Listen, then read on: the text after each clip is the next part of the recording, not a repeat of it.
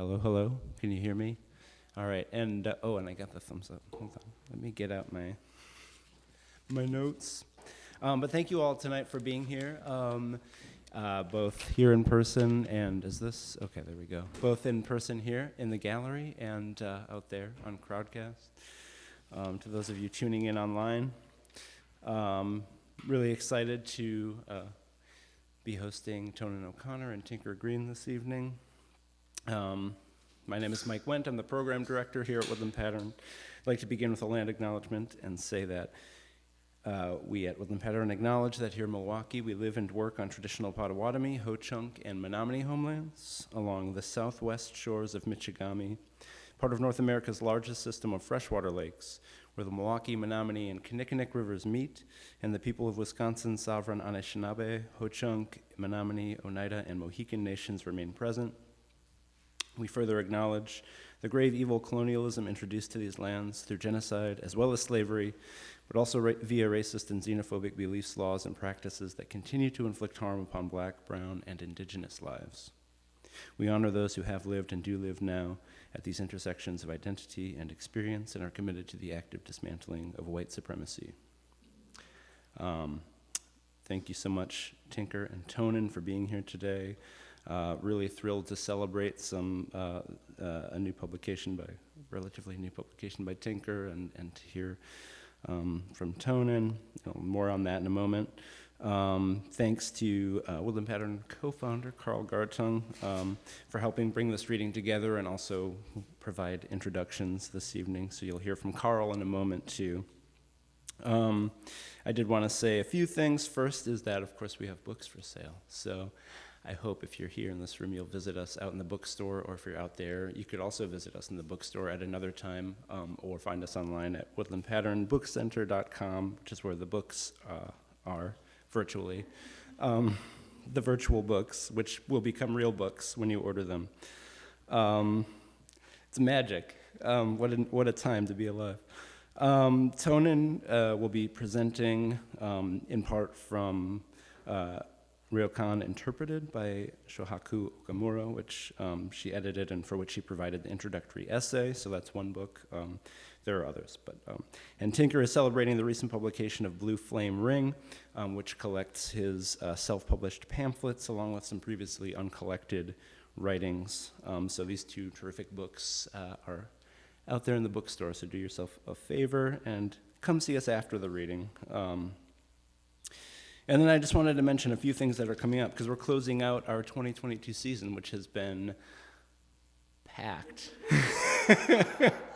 but amazing, and will continue to be amazing for the next couple of weeks. So I hope that you will join us again on Saturday, December 10th at 2 p.m. for a matinee event. We'll be here in the gallery. It's a panel discussion with the editor and contributors to the anthology Latinx Poetics, Essays on the Art of Poetry. So that'll feature, again, editor Ruben Quesada, along with contributors Brenda Cardenas, who some of you may know. Yay, Brenda.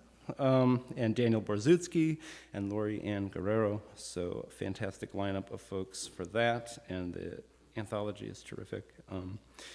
We'll be online Wednesday, December 14th to celebrate the LGBTQIA Gender Queer Genre Queer Playground special issue of Obsidian, Literature and Arts in the African Diaspora. This will feature contributors to that issue, Ebony Chin, Clifton Gachagua, and Kenning J.P. Garcia, in conversation and moderated by the editor, Duriel E. Harris. Duriel Harris, yes, also someone we love to partner with. And so that'll be fantastic. And then the final event of the season will be a formation series for new and improvised music concert on Thursday, December 15th, which will be here in the gallery and feature the Tontine Ensemble and Trench. So I hope you can be with us for some or hopefully all of those events. One more note, just to let you know, there will be a time for questions after the readings. So those of you here in the room, think about those, and I'll let you know when the time is right. Those of you out there on Crowdcast, you can type questions into the chat at any point, and then I will read those at the appropriate time. So just to let you know, that will be happening after the readings. All right, that is enough from me, and I am now delighted to bring up Carl Gartung, who will introduce, again, both readers, first starting with Tinker Greene. So welcome, Carl, and thank you.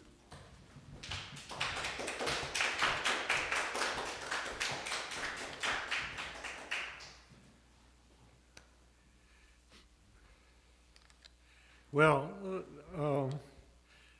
this is quite a pleasure tonight.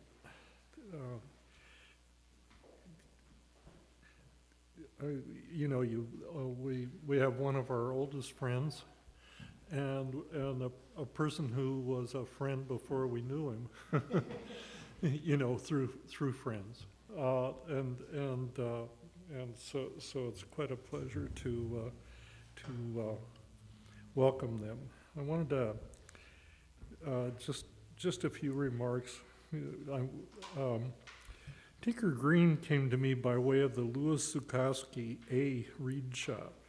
He distinguished himself there with readings from Bach biographies and other sidereal readings, which informed and enriched our experience. By the way, I looked up sidereal, and I'm not sure I'm saying that right. Maybe is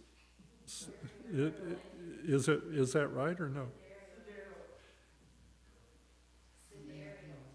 Oh, okay, all right. At any rate, I looked it up just for fun, and discovered that it was a way that people determine distances, galactic distances, and so when Tinker provides sidereal readings, or I just am, it's terrible. This is a word I've read. This is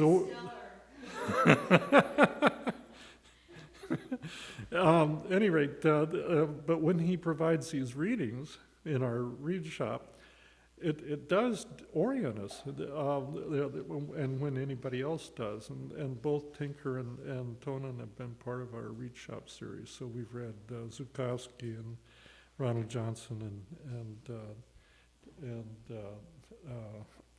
a number of others. I think we're about to start reading Et al. Edmund, so in January. Anyway,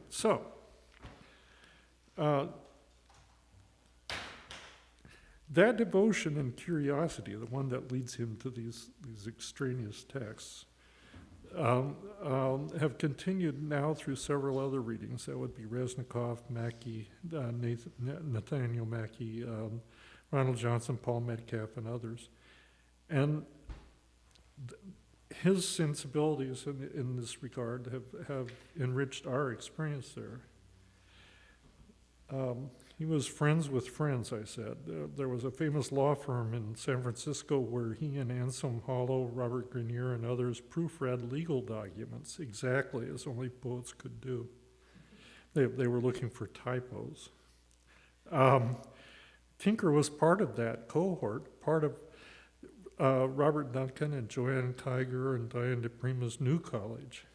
He was friends with many writers who came to Woodland Pattern over the years, Anselm, again, Robert Greene, Joanne Kyger, David Wilk, among others. Much of his writing celebrates instances of being alone on a mountain or on a canoe trip or in the urban environment. They are full evidence of the benefits of open-hearted attention. Here's what Michael Ballard has to say about Tinker. Tinker Greene, polymath of wilderness and city living, fan and lover of all the arts, especially poetry, lots of channeling through things, an empath, totally open to receive and collaborate. He builds bridges, the kind Lou Welch would need to get across. And I just wanted to, there was a little bit of a poem I wanted to read. Avenues of leaves lit by starlight, a ghostly moon, and the slowly wheeling Milky Way, a spell against a day. So please welcome Tinker Greene.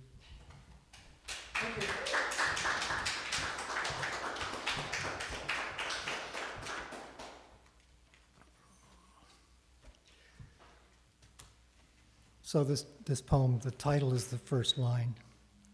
I think at my age, I'm more interested in birds and animals because I'm becoming more like them. Social utility kaput, evaporated. I simply imagine something I want to do, and I do it. Go upstairs, back again, lie down, get up, fly into the air, straight up, the whole world spreading out beneath me, rapidly receding.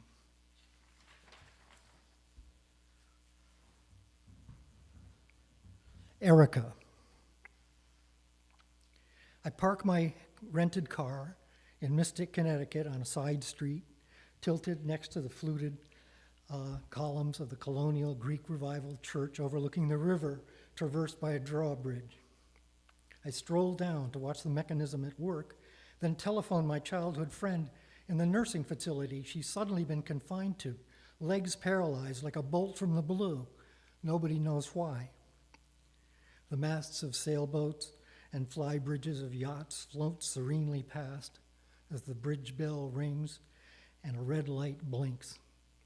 I'm still not used to this New England weather, humid with puffy clouds and random raindrops. Well, now I can visit her, push her wheelchair along a soft gravel path to this bench with a little shade. So, here we are. Okay, I lived in California for a long time. That's why I wasn't used to the weather. But this, all you need to know about this poem is that we had two cats, and their names were Picasso and de Kooning. Los Panteros. Picasso's asleep in the other room. In here, as the late sun levels gold beams through the curtains, de Kooning's head slips lower on his paw, slithering into the abyss on his chair. Cats sleep more than 50% of their lives. Their dreams might be the lodestar of their lives. Perhaps cats live to dream. The banal details of the feline round condensed to a hard rock of heavy significance and correspondence, then hurled through the window pane of mundane time to sink into the bottomless pool of darkness behind their vertical slitted eyes. So I'm going to keep trying to read without much commentary in between, but I'll just say a couple of things to give you some orientation. These poems are all very short. Some of them probably I should read a couple of times, but I want to read as many as I can, so I'll just plow through. A lot of them you will notice that I seem to have this belief, this fantasy, that you could write a poem in which the image said it all, just an image. I think I got this idea perhaps from classical Chinese, Japanese poetry, but I also took courage from Robin Blazer, who also wrote poems that were very imagistic. Anyway, then I got interested in Cubism, and in which Cubist poets would write lines that were like the gestures of a Cubist painting that also bounced off each other. So you'll hear some of this coming up. Other than that, I'm going to give you no orientation or commentary. A lot of these poems are 4th of July poems. Tragic 4th. I don't know why I write so many 4th of July poems, and they're not very appropriate maybe now, but anyway, that's what you get. Tragic 4th. In Vermont, which is where I come from, in Vermont, the 4th of July is breathless and silent. White wooden lawn chairs, painted stones, and silver balls, a tire planted with petunias. Time stands still, blinking at the brief parade with a beer in one hand and a croquet mallet in the other, Model T and a fire truck, sparkler and a cupcake. Until the clock on the steeple starts to move and we grow older and gather one more time, as we always have, except this time, someone essential has dropped off the life raft that floats through the endless sea of stars exploding in the dark beyond the bridge. This is a fragment of a longer poem,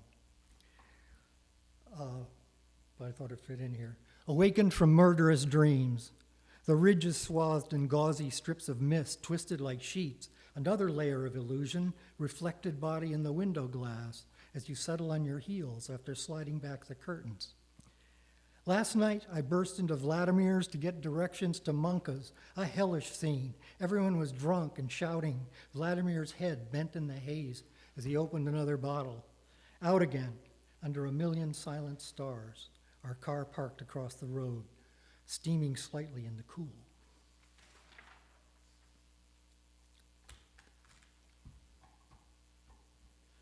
Another 4th of July poem. Central Valley, 4th of July. They call it a rest area, but it isn't actually a place, any more than the howling void of the highway, which is sheer travel time. No one will ever live here, except perhaps after a nuclear disaster, which for some reason comes to mind. The attendants buzzing about on miniature tractors travel hundreds of miles from their homes to make a show of working here, but nothing is thereby accomplished. They maintain a fiction. Just beyond the rest stop is farmland, which is real, with full-sized tractors. An angel with a flaming sword guards the invisible border. At the time we pull in, it's 115 degrees Fahrenheit outside the car. The heat stuns. A woman in a sari approaches a faucet, turns it on, pours water over her head. A huge man sprawls, sleeping in the shade of a tree, bringing to mind a hauled-up sea mammal. Sari woman goes to her vehicle and brings her children back to the faucet to show them how to cool themselves. A teenage girl tries to wake the sleeping man, but gives up. Stock still she stands, wondering what to do, as dozens of behemoth trucks, idling in rows, throw even more heat into the stifling air. It's a part of California that you don't often hear about. Okay, a lot of these are prose poems.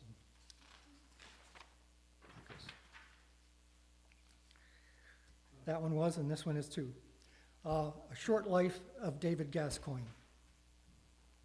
David Gascoigne wrote a book called A Short History of Surrealism, so that's why I call it A Short Life.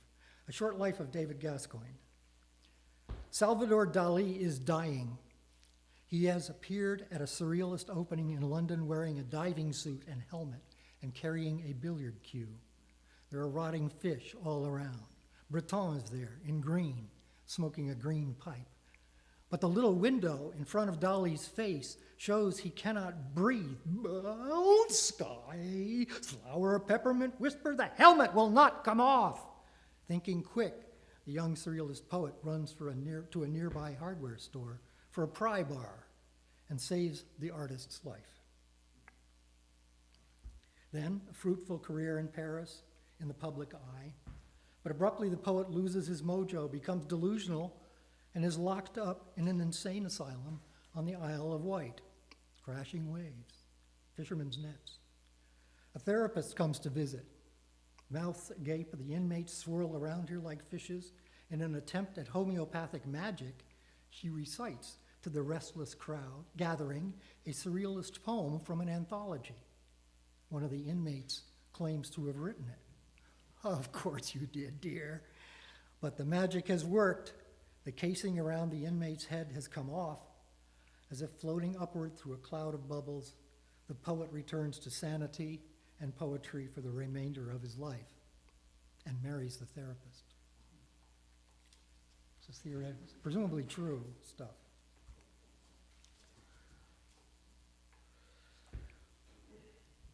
July 14th with wind. Tattered clouds, racing, shadows scattered everywhere, piles of traffic in the park, defunct stoplight, movements, abrupt, angry man bangs on my car with his fists. A bright pink stand of naked lady lilies tossing in the shade. That's what they call, there is a certain kind of lily that grows in California. It's called a naked lady. So here's another one. A lot of these, as you can tell, are just little sketches. A row of small houses, bright against the dark mist. That makes a picture. Huge waves painted on the wall of a school. Bleak sunset. inflation raging like a forest fire.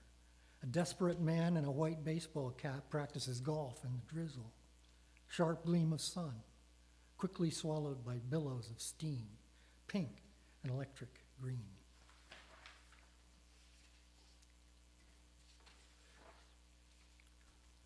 Catching a glimpse of myself in the mirror with a shock, I think, there have always been old people in the world. Now I am one of them. Not only the frailties and failings, but the duties and privileges of the old have fallen to me. I have a role to enact. When I was young, no person had ever existed before. I was unprecedented and unique. There were no roles. This is no longer the case. Now I am just an old guy. I grunt when I pick down to pick something up, just as my grandfather and my father-in-law did. Experience teaches that what I am has happened before. My uniqueness drains away like the color from my hair. I become many. At the end, beyond our final breath, we become meaningless, interchangeable corpses. Fields of buried remains surround cities incomprehensibly vast, sheer number. Individual graves marked by mute and interchangeable stones are grains of sand that form a deserted beach at the edge of a sea of silence. These are just thoughts, I'm sorry. I'm not sure if I really credit these thoughts, but this is what comes to my mind sometimes.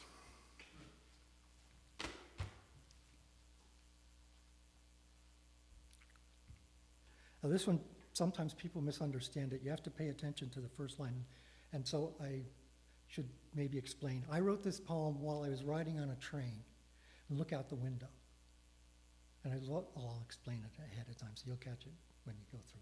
So looking out the window, I saw this, just in a flash, like you sometimes do, a camp. Somebody had a campfire there in the woods beside the railroad tracks.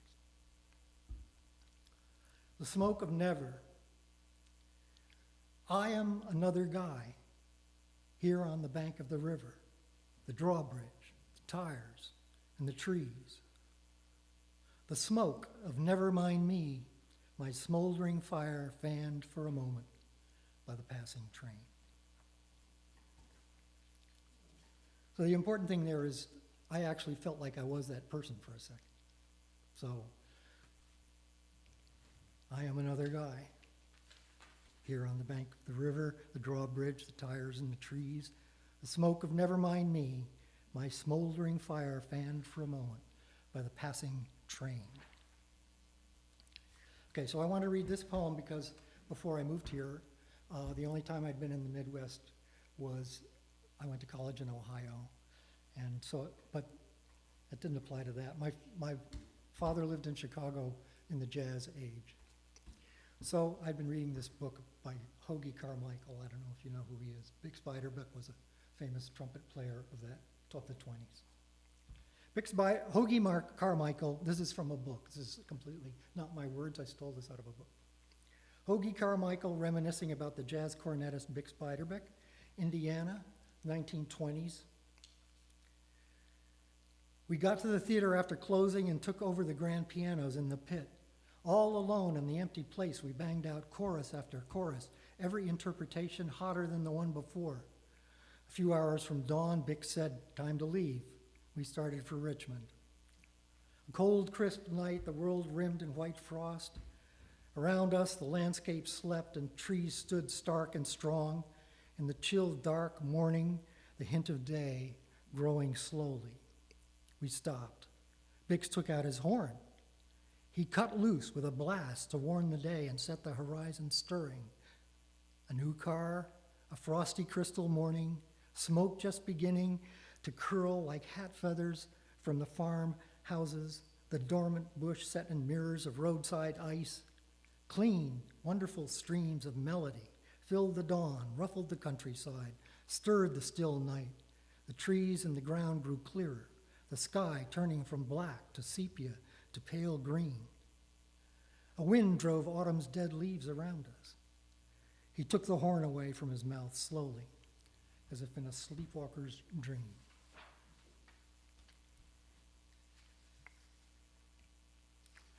Good.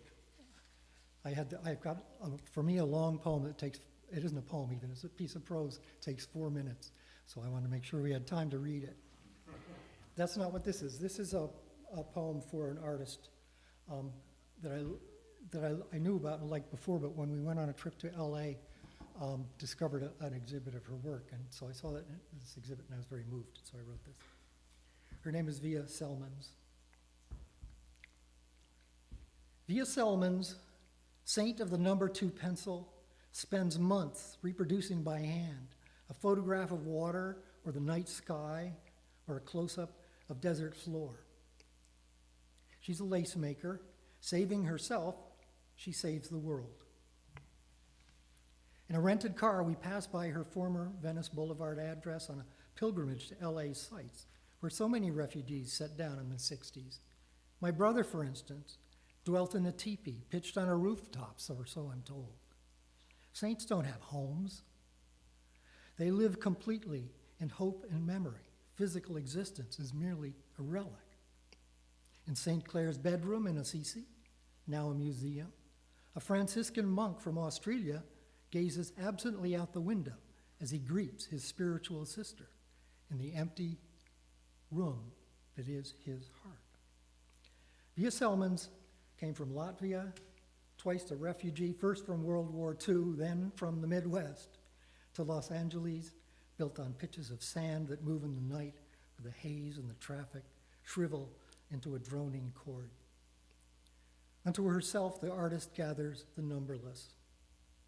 She draws all day, preserving the paper from harm by a thin coat of acrylic gesso, the light on a momentary ocean wave that disappears in an instant.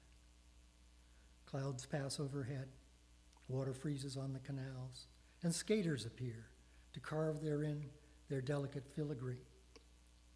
Deep into the sunset float lines generated by spiders, on which they travel vast wind-borne distances, millions of them, gleaming with reflected flame.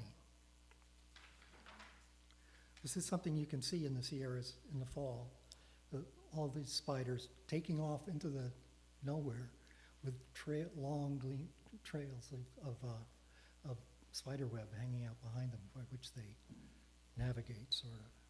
They don't know where they're going.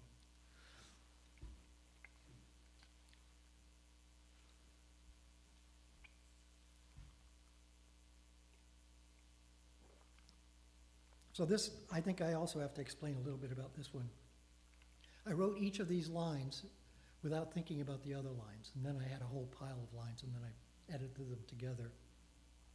But each line is supposed to, in my mind, to make this, referred to a whole different situation. So it's, it's going to be like a montage, a movie montage. It's called Look What Happens. The coffee spills, the price goes up, the planet falls into the sun. The horses escape, more cracks appear, fine crystals form, the thunder finally arrives. Now the ball is under a different cup, loud flutter as the wheel turns. The handwriting becomes visible. People move to the suburbs, the forest is closing in, the page lies flat, the truck tumbles into the ravine. The dough gets easier to work. Snow drifts across the road. The wires begin to smoke. The food arrives. The army goes over to the other side. All the cattle lie down. The organist turns and waves to acknowledge the applause. Sounds get fainter. The barn falls in. The news spreads. The water spins counterclockwise going down the drain. The sky fills with debris. A glimmer of light leads the singer toward the entrance to the cave. The crowd falls silent. One by one, the lights go out. The candles are extinguished. Nothing but the singing remains.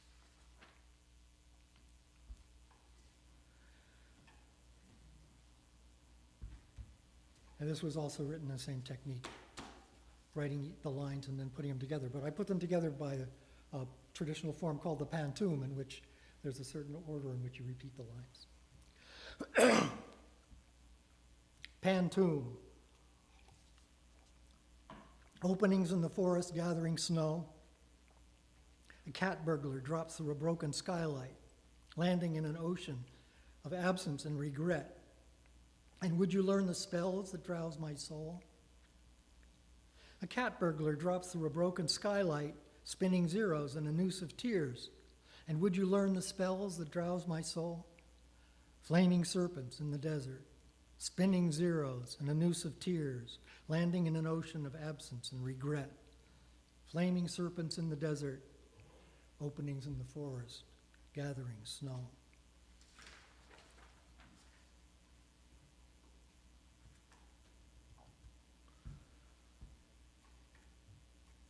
So this I just wrote the other day. Try it out. Rattle of hooves in the frozen dark, a wall of gold framed by the window. The sky does not exist. The door clicks shut. The earth is as smooth as a billiard ball. Why am I walking around? In the middle of the air, a wall of gold framed by the window and a Hebrew letter. Rattle of hooves in the frozen dark.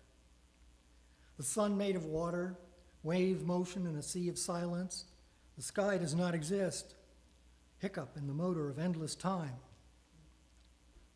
On my deathbed, will I hear dogs bark? The door clicks shut. The sky does not exist. Okay, here's my 4-minute prose piece. It's called There. This piece was named by my computer because the first word is there.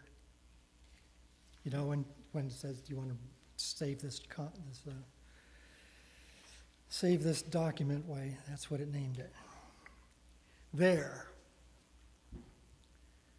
There's a place in California's High Sierra, scores of them actually, where sheep herders obviously camped. Crude graffiti carved into the bark of trees testify to repeated occupancy by semi-literate Basques. They look recent, though they aren't. Persistent sheep herders had to be evicted by years of infantry patrols after the mountains were declared national parks, a century or more ago. Sites that are far from the trailhead are largely undisturbed. A few stones to make a fireplace in a high, warm meadow near dependable water, somebody's summer home. Mine too, for a few days.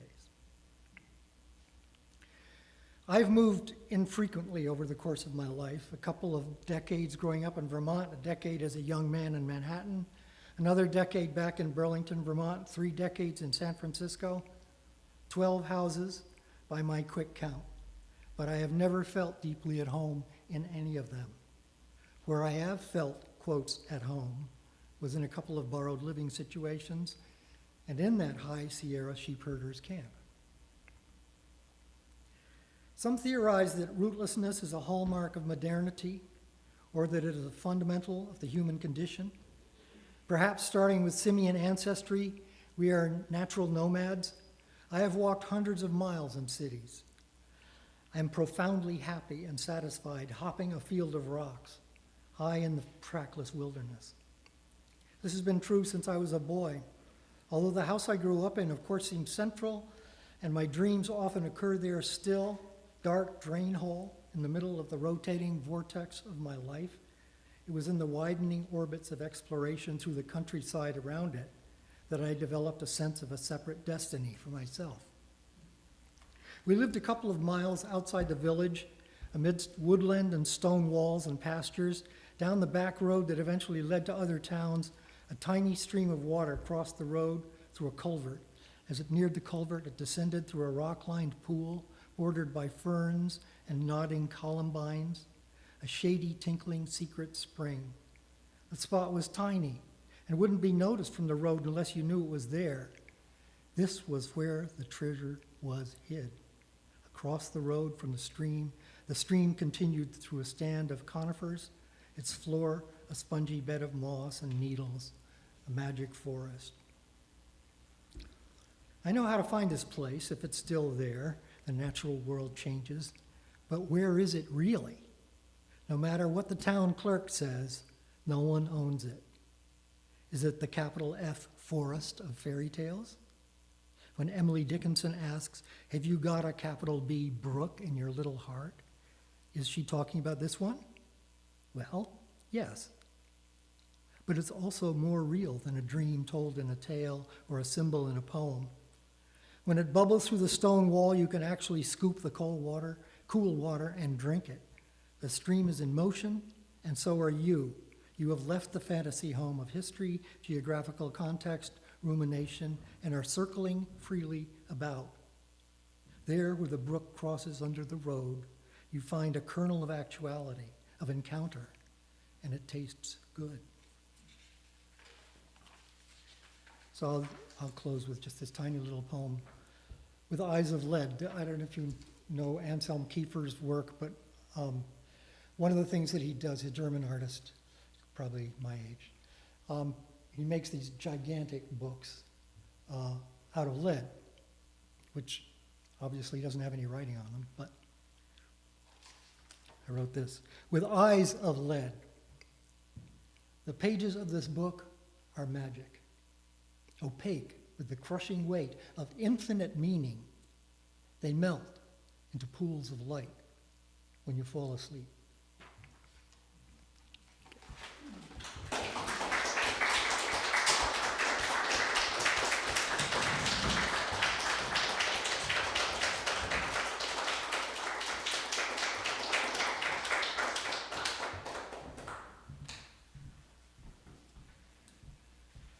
Now, Tonen O'Connor has been known to Ann and I as a friend since the late 1970s. At that time, she was the executive director of the Milwaukee Repertory Theater, and in those days, she was responsible for sponsoring new writing for the theater. As such, the Rep provided an opportunity for the writer Paul Metcalf to premiere his American Chronicle at the Rep's Court Street Theater, and for a production of Christina Maggie Thatcher's biographical play Niedeker regarding the life of Lorraine Niedeker. And then she was on our board for several years, providing experienced guidance and friendship to Anne in the management of Woodland Pattern. When she retired from the Rep, she had already been studying Soto Zen for several years deeply. She had made pilgrimages to and in Japan part of her work at the Rep. She learned Japanese. Eventually, she decided to become a teacher through the Milwaukee Zen Center. She writes in Ryokan Interpreted, quote, "Despite the fact that expectations do not have objective existence and are merely children of the human mind, they do have impact and very often are allowed to function as the causes and conditions of our lives. It is the rare person who offers us a model for refusing to be bound by expectations. The poet Ryokan was just such a person, and for that I am deeply grateful. Well, I'm grateful to be in the presence of two writers and friends who defy expectation and make us better for having done so. So please welcome Tonen O'Connor.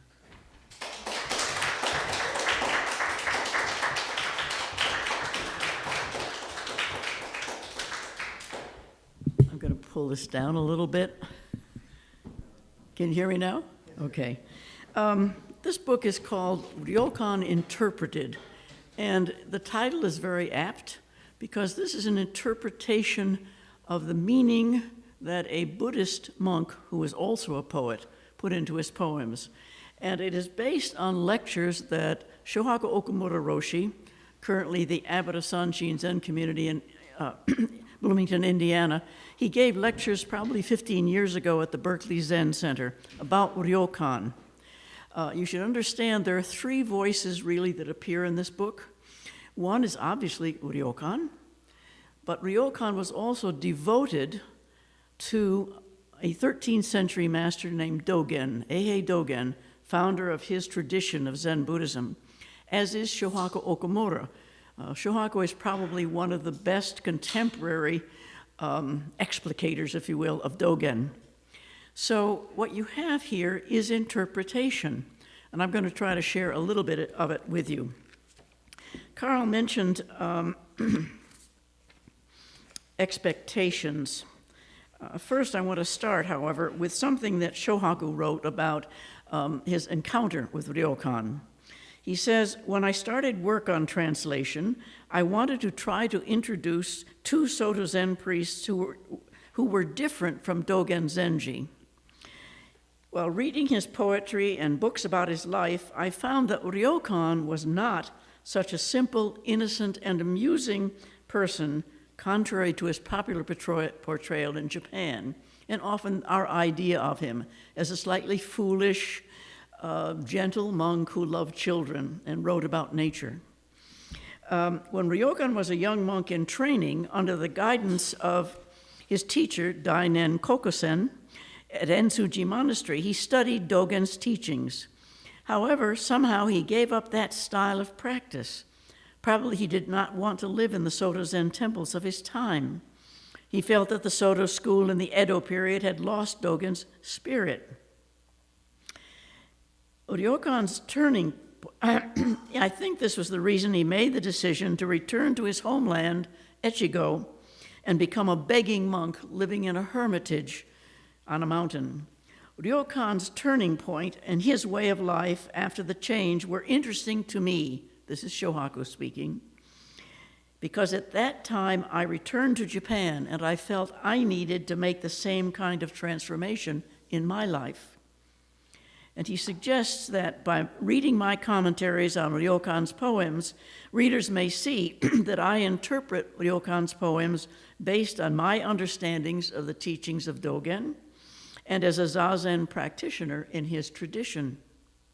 Basically, Dogen and Ryokan are my most important teachers, besides my own teacher, Uchiyama Roshi, and his teacher, Sawaki Roshi. All I can do, says Shohaku, is speak about Ryokan's poems from my own perspective as a teaching for myself and as a way to study who I am and what I have been doing. So this is a very personal narrative, and I'm going to try to find my way through it, give you a little taste of it.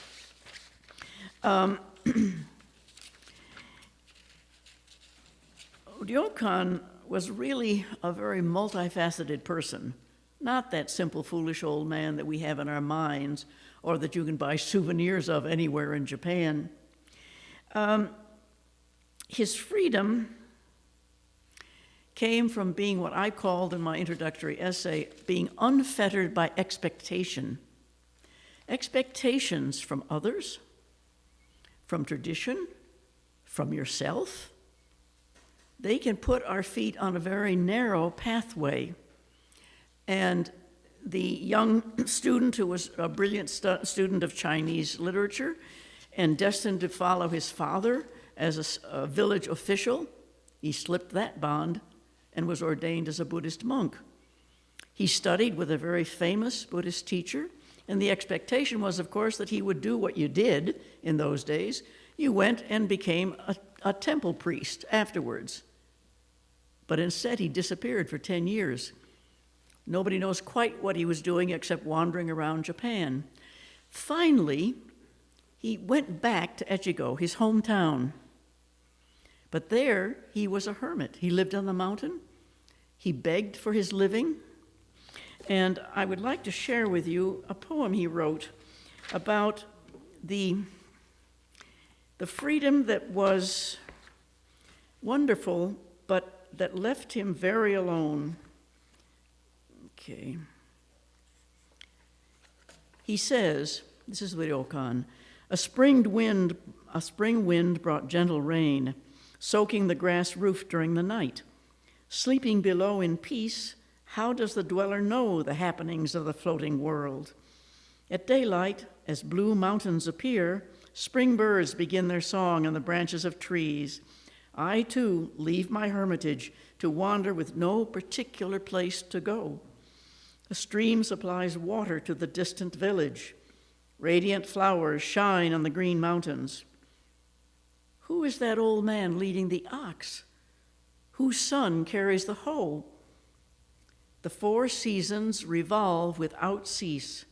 In each season, each person does his own work. Ah, and what do? I simply stand for a long time at the gate of my hometown. Home, but not home. As I mentioned, he was a Buddhist and very fond of Dogen, but he wasn't very happy with the Buddhism of his time. And I'll give you a little taste of his opinion. Here we go. Having shaved our heads and become members of the Buddhist Sangha, we beg our meager food in support of our original aspiration. Once we have seen ourselves in this way, why don't we reflect on this self to consider how it is doing? When I observe these home leaver monks, they recklessly bray sermons day and night. Just to fill their mouths and stomachs for their entire life, they run around outside the Dharma. Externally, they are sanctimonious, taking advantage of old country women's gullibility, and they call themselves capable monks. Oh, when are they going to awake? Then another little take on it. Sorry, I'm going to have to go sifting through this book. I wasn't smart like my friend here who wrote his out. This is about reading the record of Eihei Dogen, the master he so admired. In the vacant darkness of a spring midnight, sleet was falling on the bamboo in the garden. I wanted to ease my loneliness, but found nothing helpful. Reaching back, I searched for the record of Eihei. Beneath the clear window, on top of the desk, I burned incense, lit the oil lamp, opened and silently read the book. Dropping off body and mind is simply genuine reality. Dogen plays with the dragon's jewel in 10,000 ways. His exceptional ability caught the tiger's cub. And it goes on for a bit. He says, however, his writings have been covered with dust for 500 years because people do not have an eye for penetrating the Dharma. Everyone has been the same. Who could uphold Dogen's teaching for others? I yearn for Dogen's ancient way. Thinking of present-day people, I feel pain deep in my heart. Throughout the night, by the light of the lamp, my tears have not ceased, completely soaking the record of the ancient Buddha, Eihei. Next day, an old man from the neighborhood visits my grass hut and asks me why the book is wet. Although I try to say something, struggling in my mind, I cannot explain to him. Despite my efforts, I cannot explain. I lower my head and pause, then say only one thing. Last night, the rain came in and drenched my book container.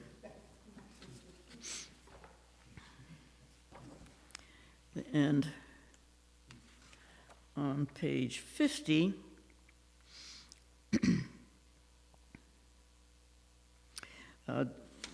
Shohaku suggests that Ryokan says that seeing things inside and outside and being free from self-clinging, Dogen could see, play with, and express the dragon's pearl, or genuine reality, in limitless ways and catch the tiger's cub, the selfless self. Ryokan thought that Dogen's teachings based on dropping off body and mind came directly from Shakyamuni's teachings. Now, of course, we think of him primarily for his poetry. Let's take a little look at it. Here's the one that we all know so well. Ryokan says, "Who says that my poems are poems? My poems are not poems. Aware that my poems are not poems, then we can talk poetry together." So what was his opinion? What was poetry in his day? Here's what Ryokan says. "Oh, how interesting these good fellows are, living leisurely in quiet places, happily composing together poems on various topics. For archaic style poems, Poets of the Han and Wei dynasties are imitated. For modern-style poems, it's the poets of the Tang dynasty. They use elegant expressions, various decorative techniques, and new and curious words. However, unless they express what's in their own minds, their poems are good for nothing, no matter how many they compose. And he then talks a little bit about how his poems come into being, or what we call his poems. In this, he says, in early summer, the 4th month, I put on my light, fresh robe. Arriving at the riverbank, I see dark green willow leaves. On the other side, peach and plum blossoms scatter in the wind. On my way, I pick wildflowers here and there. Gently I knock on the brushwood door. Butterflies flutter in the garden facing south. Rape flowers bloom on the fence facing east. My mind is serene, the daytime so long in this quiet and elegant place far from town. My nature is to have beyond worldly taste. When I collect phrases, a poem naturally forms.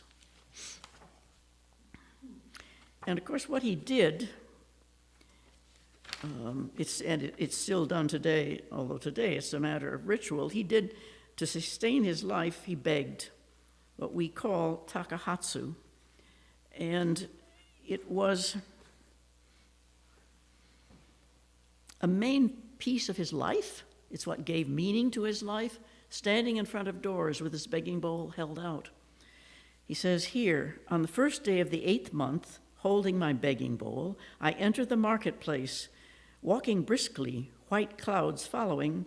The metal rings of my walking staff rustle in the autumn wind. Thousands of doors and gates open in the early morning. I see long bamboos and banana trees as beautiful as this painting. East and west, I beg at every shop in order. Why should I not stop at liquor stores or fishmongers? When I see directly, even the Sword Mountain would be destroyed. When I walk slowly, we should realize that the cauldron's boiling water will dry up. Shakyamuni, the prince of Sodadana, described this practice. The Golden Dutta, Mahakashapa, intimately received the transmission. Since that intimate transmission over 2,700 years have passed, I too am a child of the Shakya family, with only one robe and one bowl, extremely plain and simple. Now, don't you remember that old Vimalakirti once said, quote, one who keeps an equal attitude toward foods keeps an equal attitude toward dharmas. I completely accept this saying. Who can continue this practice unshakably until the year of the donkey? Well, the year of the donkey never arrives, so it means forever. He's asking, can we just keep this up and keep this up?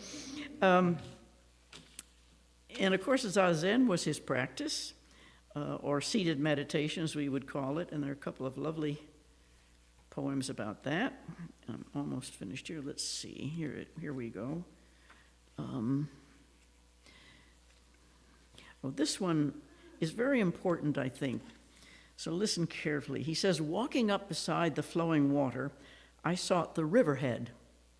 Arriving at the source, I stood astonished. For the first time, I realized that no matter how long we walk, the true source cannot be reached. Since then, I rely on my staff and play with the murmuring stream here, there, and everywhere. You can't reach it, and it's liberating. Then, what's the next page here? Let's see. This is now Shohaku Okumura. Ryokan says that when he reached the riverhead, he was astonished. Quote, for the first time, I realized that no matter how long we walk, the true source cannot be reached. He found there is no true source, true origin, or spiritual source outside of all the different phenomenal things which are always changing. He says, quote, since then I rely on my staff and play with the murmuring stream here, there, and everywhere. This means that the true source is whatever he encounters within the branching streams of this life. The sole reality is that of phenomenal things on which we cannot rely because they're always changing. There is no fixed source, says Shohaku the Buddhist, such as what Western philosophy calls noumenon. There is no such thing. Everything, all the things we see, that we experience, and with which we work together are phenomenal things. This is the only reality. This is what Dogen found. Ryokan's Zazen is not a practice for finding an original source that doesn't change and can be relied on. He found that we cannot rely on anything. So he plays with the murmuring stream. And of course, in our minds, he's connected with children. And it's interesting because we always think of him as, what's the word I want? Think of it as a happy time. Happy children, happy Japanese children playing with the violets. But it was a little different than that.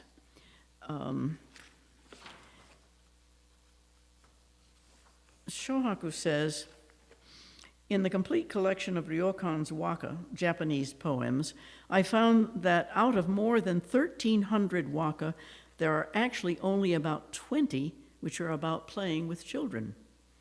These poems have been mentioned often in many books, together with interesting anecdotes about his playing with children.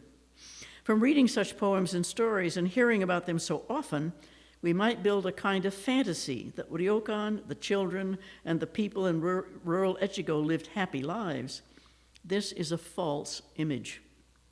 In the same collection, I found more than 30 waka on mourning deceased children. Many of the poems were composed for the sake of their parents. Ryokan had deep sympathy with the grief of parents who lost their children. The late 18th and early 19th centuries in Japan were not a dreamland. They often had natural disasters such as earthquakes, rain, or snowstorms, a cold summer, a long drought. When farmers did not have a good harvest, they did not have enough food to feed their children. Some poor farming families had to sell their children. They also had epidemics of diseases such as smallpox. And this is one that I find particularly moving. This was written on behalf of parents, particularly the baby's mother. Ryokan says, fondled his head, carried him piggyback, nursed him, and suckled him. Today sends him to the graveyard in a desolate field. On the other hand, he had a wonderful time with the kids, a time that he couldn't really explain. He says, in mid-spring, at the beginning of the second month, colors of things gradually become fresh and lively. At this time, holding my begging bowl, I tranquilly walk through the town. Right away, the children find me, flock together, and cheerfully join me. Pulling my hands, they take me to a temple gate where I place my begging bowl on a white rock and hang my bag on the branch of a green-leaved tree. First, we play grass fight. Then we bounce the tamari ball. When I bounce the ball, they sing the song. When I sing along with the others, a child bounces the ball. All of us bounce the ball, taking turns again and again. We become absorbed in the game and forget time passing. A passerby looks at me, laughs, and asks, "Why are you like this?" I lower my head without answering him. Even if I could say something, how would it help? If you want to know the meaning of this, fundamentally, just this is it. And I'd like to conclude. Well, there's one more here. Wait a minute. Hang on, I'll find it. That I really liked because he was always eager to go out. And he says, "Come, children, let's go to the hillside now to see the cherry blossoms. If we wait until tomorrow, they might fall." And I'm going to conclude with a poem that is not by Ryokan, something that Shohaku included here. because it's known to every school child in Japan, it's taught in the schools, and he expresses the kind of vow, I think, that Ryokan had, a vow to be with people, not away from them, not distanced.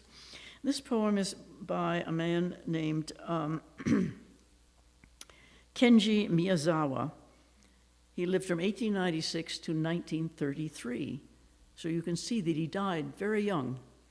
He was a teacher in an agricultural school in a particularly poor farming district of Japan, where issues of drought or rain or cold weather became agonizing because people toiled all day long in the fields, often to not much avail, and he cared for them deeply. Miyazawa died at the age of 37 of tuberculosis. And what I'm going to read to you was not known until after his death. They found it in a notebook by his bedside. He had written it as he was dying. And he says, "Not being overcome by rain, not being overcome by wind, not being overcome by snow or heat in the summer, having such a strong body, having no greedy desires, never getting angry, and always quietly smiling. Each day eating 4 cups of brown rice, miso, and a few vegetables. Almost everything without thinking of oneself, carefully seeing, hearing, understanding, and not forgetting. In the shadow of pine woods in a field, living in a small reed-thatched hut.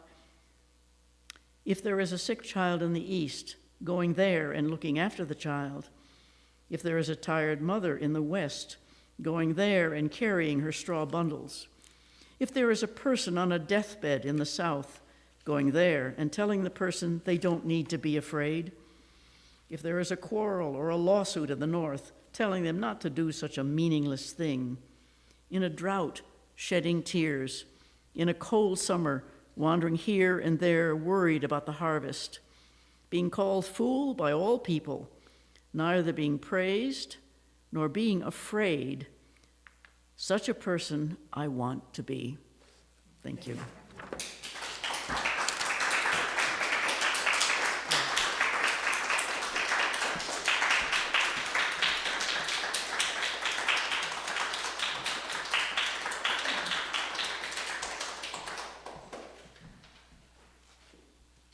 Thank you so much, Tonen. Thank you, Tinker. As promised, there will be time for you to ask some questions. I'm just going to take a moment to very quickly change things over up here so that both presenters can be at the front. So it'll just, I don't know, a minute or so. So that's time to think of questions. Those of you, again, out there on Crowdcast can share your questions in the chat, and then I will read them. All right. Get the wheels turning. All right.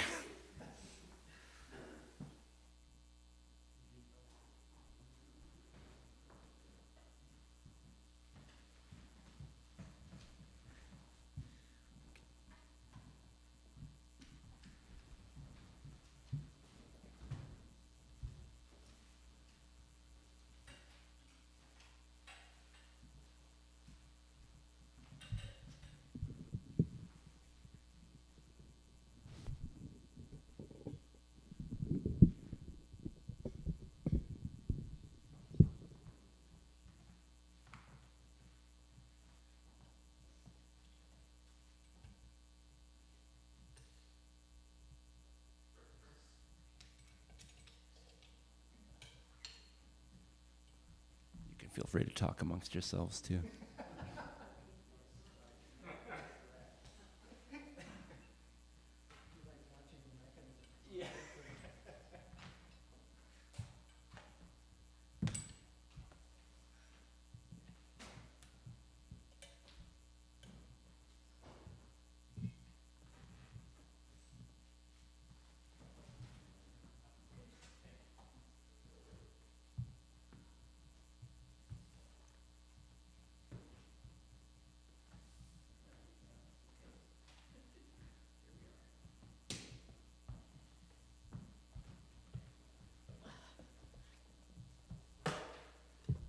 Facing the mute, whoops. Test. So, here we are. Okay, and then, yes, and one more thing I will say. Again, if you have questions on Crowdcast, put them in the chat. If you have questions in here, if you could raise your hand and I'll bring a microphone to you. This is so that those who are tuning in on Crowdcast will hear you, because that's how we're broadcasting the audio. Right? Yeah. I have 3 questions for Tinker, and then I have a whole bunch for Ms. O'Brien. But how could you ever leave Vermont, was one. What part of New York did you live in, and what did you do? And when you were in San Francisco, did you know the Cauliflower Commune in Mission Street? So those are the questions. I'm not quite sure what you mean by Cauliflower Commune, but I didn't recognize the name. I knew another commune called The Farm. I don't know if that was it. But anyway, I'll have to tell you the story of how I left Vermont. But I couldn't get a job there. I was like, I needed a job in a bookstore, and I couldn't get one. So I changed my life and went to California. Lower East Side of New York is where I lived in the 60s. Did you run into Bob Dylan there? You know, that's a good question, because I'm almost the same age as Bob Dylan, and he lived a few blocks away.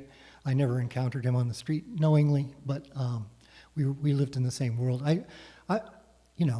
Already people were crowding around to get a glimpse of him at the Kettle of Fish and so forth, and I disdained doing any of that. But I was a big fan from the beginning.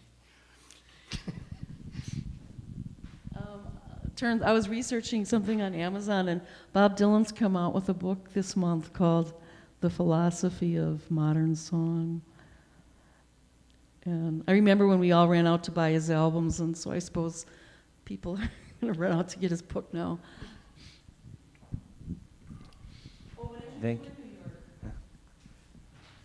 I was trying to be a beatnik, but the beatniks it was already passé to be a beatnik, so I was in an intervale, as was Bob Dylan and many other people. I was in my 20s. I was lucky. I had a job uptown, but that's what I just, it was a great time to be in the Lower East Side. Thank you. Any other questions in the room here? Yeah. I really liked your montage poems, Tinker, and I wondered. It's good to hear. I was loved wondering them. how they went over. Yeah, I loved the way they moved and forced me to move with them, and I just wondered how you started. What made you move toward writing in that way? Well, as usual, a variety of things. But one of the big important influences was Ted Berrigan's The Sonnets, which he went through all his old notebooks and would pull out single lines, and then he edited them together. But he was unafraid about repeating them, and so they start recurring. You really have to read the sonnets as a sequence. But the recurrences and the fact that the lines get sort of an incantatory thing, that I wanted to do that. But I started just writing lines.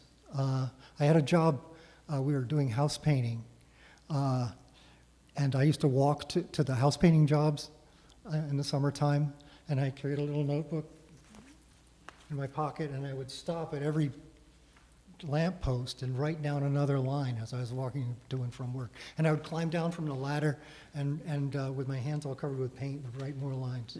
So just gathering lines, and so then you have a collection of stuff to work with. That was probably the main influence.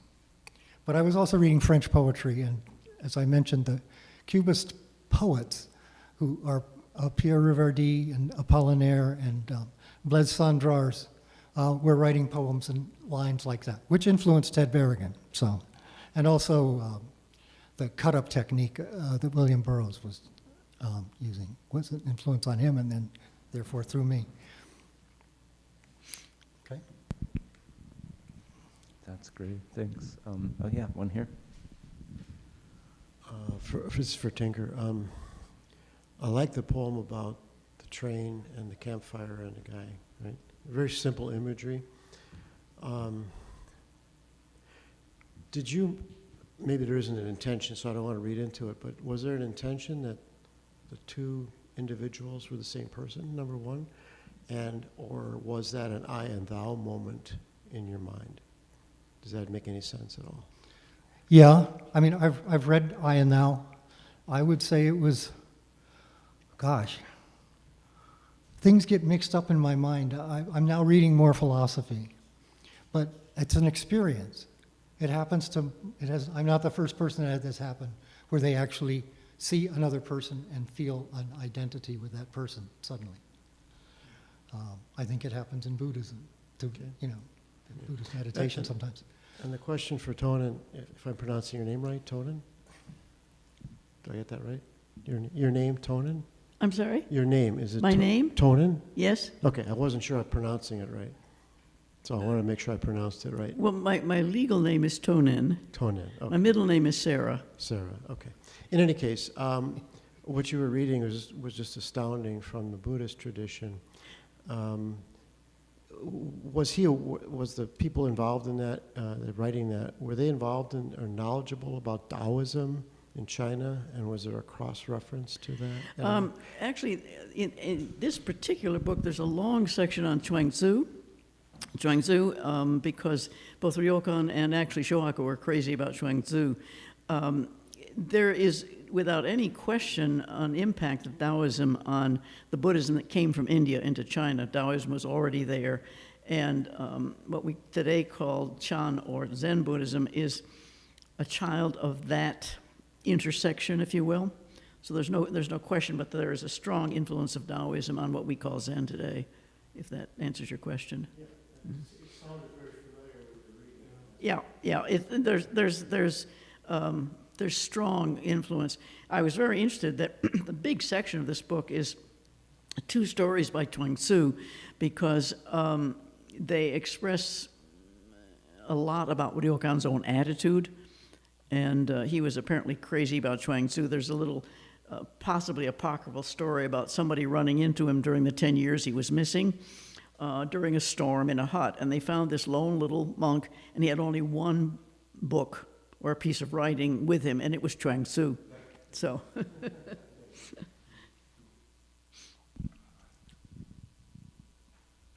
here, let me.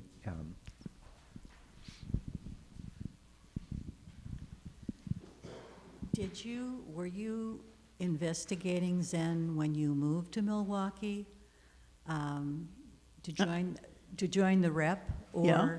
Were you investigating Zen then? No. Or was that something that you discovered here and then decided to go deeper into?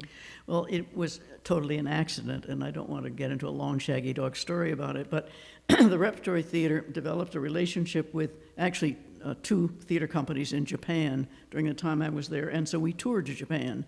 And that meant, as the managing director, I was going back and forth all the time, worrying about money and visas and all those good things. And the managing director of our partner company knew that I loved to travel. So one summer, after we'd finished business, he took me to stay overnight in a Zen temple, a place I think he and his wife had maybe visited on their honeymoon. And I wasn't looking for anything. I knew zip about Buddhism, but I was very struck by the experience and came back thinking, well, maybe I should, look into that, and started reading. And here I am today.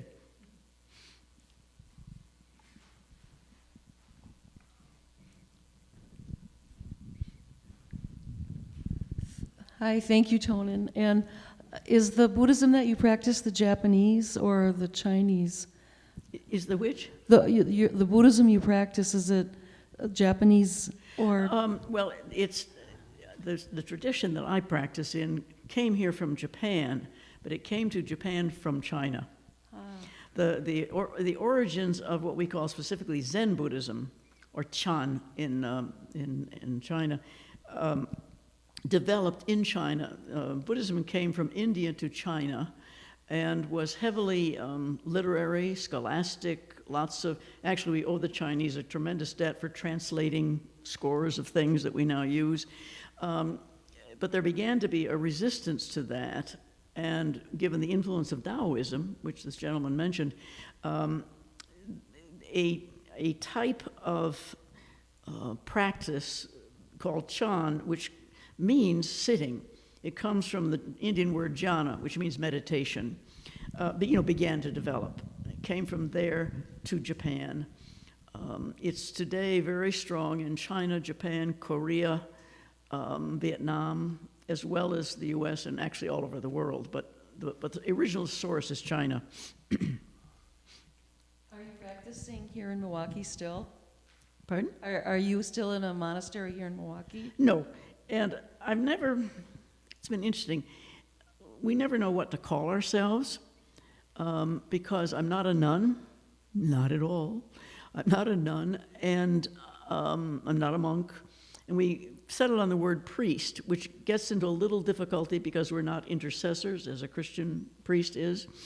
But the Milwaukee Zen Center here, we now have a resident priest who lives there, Rayron Gumbel, and there's practice daily and weekends and so on. I'm retired, live in a little three-room apartment in Bayview. I teach online still, and still have some prison inmates that I work with via correspondence. But I've practiced in monasteries in Japan for on a number of occasions.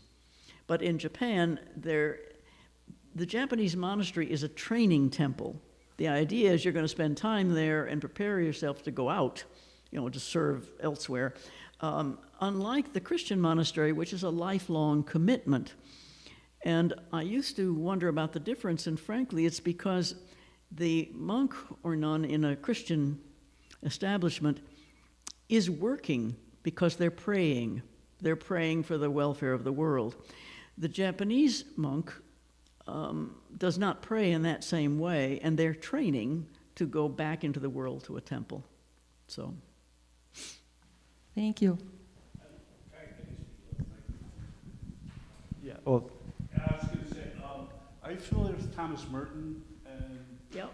Okay, because like you were saying, I mean, I've read his poetry and his history a little bit, and he alludes to what you're saying, the monastic system, because he came from a Trappist system. Yes. And they take the vow of silence, and then he got acclimated into, more, like you said, more of a Chinese, I guess, philosophies, and he met an unfortunate end. Yep. But, and that's what, when you were saying about the monastic system, is there really that much of a difference? You know what I mean? Are they all striving for the same thing? You know what I mean? Regardless of, he was a Trappist and a Western Christian, but he somehow found a way to adapt to it. And I think he was trying to find that connection. Yes. Between the two. And that's kind of thing, when I read his work, when I listen to what you're saying, that's why I always admire it. He was trying to find that, what I mean? And That's absolutely correct, I think. At least I agree with you very strongly. Part of what is at issue there is the issue of meditation, or, being in silence to sense the world, if you might call it that. And that is something that is shared in all meditative traditions, and that balances out the emphasis on isolation or work or whatever. So there is a strong connection there. And Thomas Merton's take on it, I think, is wonderful, quite frankly. I really like his stuff. It's kind of influenced by Yep. his work, just by what I read. Yep.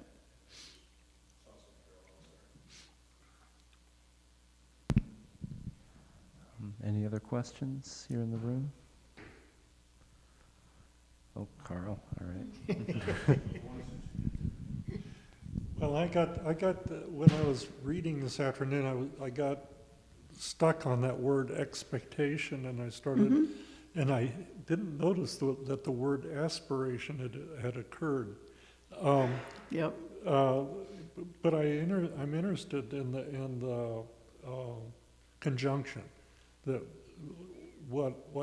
because I don't think either of you wants to operate confined by expectation. But I'm interested in the other word, the aspiration. Is there any point there? I think aspiration is an intention, to go to whatever you aspire to. Expectation is an assumption that you must. There's quite a bit of difference. I think vow can be involved in aspiration, but expectation is a form of pressure that you put on yourself. You know, you're expected to do this or do that. Aspiring to it says that you are freely moving in that direction.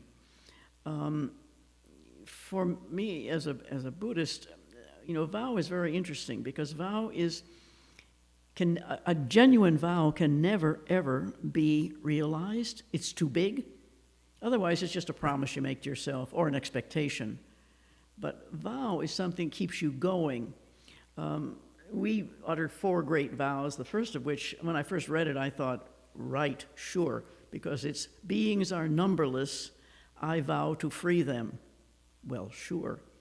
But at the same time, that's the direction, you know, in which you keep going, although you obviously can't save them all or free them all or anything else. So that a vow tends to, you know, you fall down, you get up because you have a vow. With expectations, you might just give up, thinking, well, I can't do that, if that makes any sense to you. So I could throw in the same answer. Everything, I agree with everything she said. But my own personal experience was this. For one thing, I come from an age before MFAs and before poetry was professionalized. I'm like the last representative of that gang. So when I was growing up, well, at an early age, I felt, because it was commonly believed, that if you were interested in becoming a writer, the last thing you would do would be study English in college, that you would go into the world and be with people. And that's more or less what I've managed to do. I've managed to avoid having any kind of institutional involvement, any teaching.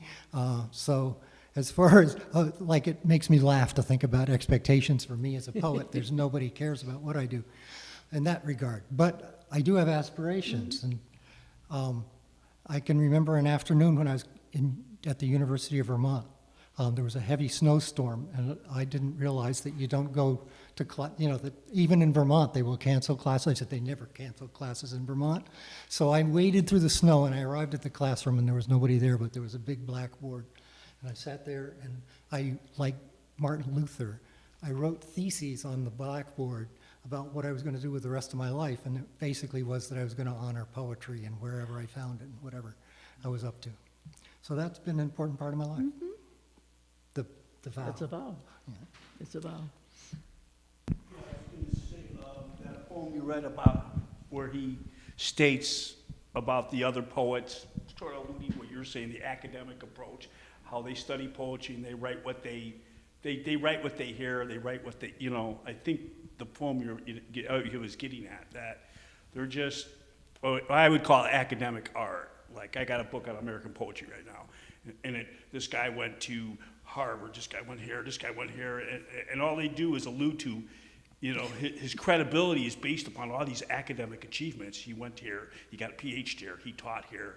And it just seems, it's just kind of, that's what I got from that poem you read about how he, you know, how he critiqued the work of these poets who just listen, and it's all the structure and how you do this and how you do that, and there's a void of emotion in it, you know what I mean? I think that's kind of what I get too. What he was, when I got from that poem is, when I read this book, American Poetry, it's just like, you know, who decides, you know, and how is it decided? And it's a very, as you said, a very academic approach to it, and a very structured approach. And then I've read 18th century poetry, 19th century poetry, where there wasn't that academic track, as you said, to follow. And that's where you have to go kind of back in time to see that type of work, I think. I have nothing against it. Obviously, people grow up and they have to deal with it, but they do have to deal with a lot of expectation because of that. Well, yeah, you said it's a very structured environment too, and they're taught in a very structured way, I think, and it leaves a lack of fluidity sometimes. I don't know, but that's kind of what I got out of that poem you read, and it alludes to what you're saying.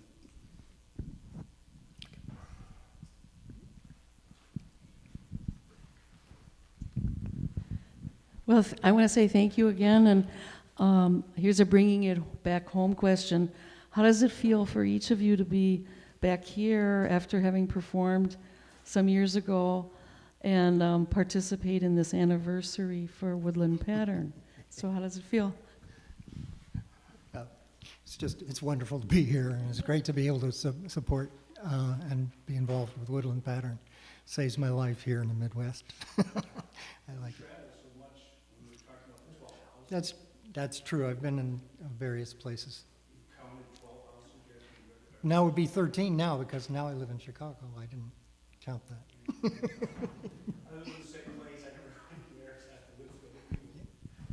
Well, thank you both. You bet. Yeah, Tonen. Pardon? How does it feel to be back here? Very odd to be sitting here as opposed to there, because my experience of Woodland Pattern is sitting there.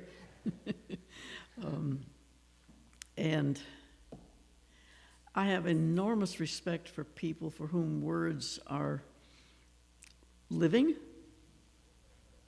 There's a wonderful teaching from inevitably an old Chinese, Zen master, but he basically said to his students, you must use living words. Do not use dead words. And I think when you speak of academic poetry, that's, the imitation is the problem. So I've always loved coming here because here's where I've always heard live words. And what he was saying in that poem, to me, that's how I interpret it. Yeah. That's a wonderful note to end on. Thank you both so much.